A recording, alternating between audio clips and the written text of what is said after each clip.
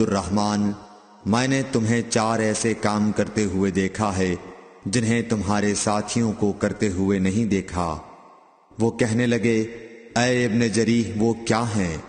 ابن جریح نے کہا کہ میں نے طواف کے وقت آپ کو دیکھا کہ 2 یمانی رکنوں کے سوا کسی اور رکن کو آپ نہیں چھوتے ہو۔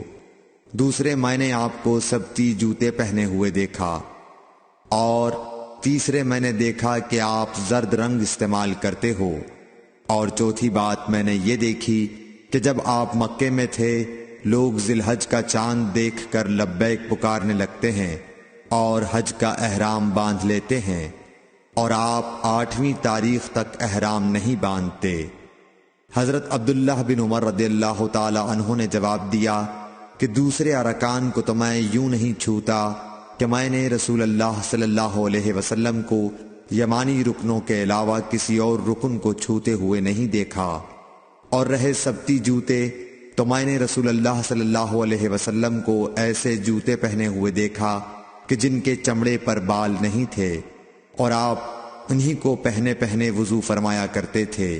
تو میں بھی انہی کو پہننا پسند کرتا ہوں۔ اور زرد رنگ کی یہ بات ہے کہ میں نے رسول اللہ صلی اللہ علیہ وسلم کو زرد رنگ رنگتے ہوئے دیکھا ہے، تو میں بھی اسی رنگ سے رنگنا پسند کرتا ہوں۔ اور احرام باندھنے کا معاملہ یہ ہے کہ میں نے رسول اللہ صلی اللہ علیہ وسلم کو اس وقت تک احرام باندھتے ہوئے نہیں دیکھا جب تک آپ کی اونٹنی آپ کو لے کر نہ چل پڑتی۔